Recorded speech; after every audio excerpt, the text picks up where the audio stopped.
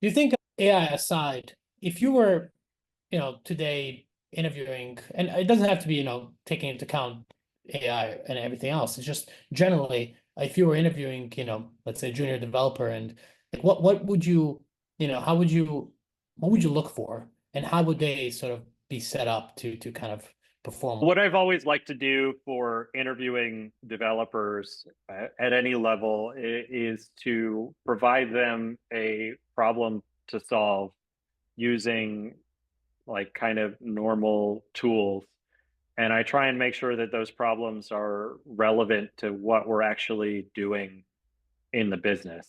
But it definitely takes time, like your time, to come up with good interview questions, but it certainly saves you a lot of time and headache later on because you know that this person is able to solve and understand problems that look very much like your day to day at work, right? Whereas if you're doing something based on hacker rank or a whiteboard problem, you're testing a skill that may not be correlated with what you're doing at work.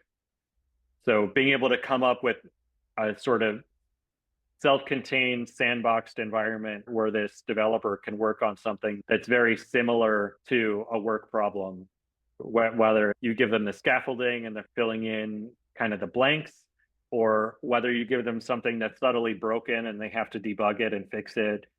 Um, and ideally, you're able to do this live with them. You create problems that don't take them a whole weekend to solve, something that they can work on during the interview for that half hour or hour or however long it is.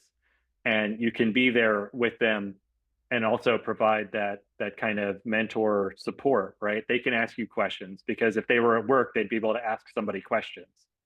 And you also see how they work. Are they so stubborn that they won't ask any questions and just sit there and be stuck? Like that's probably not somebody that you want to hire, right? So if you can just kind of simulate the work environment as much as possible, I think that's the best way to interview.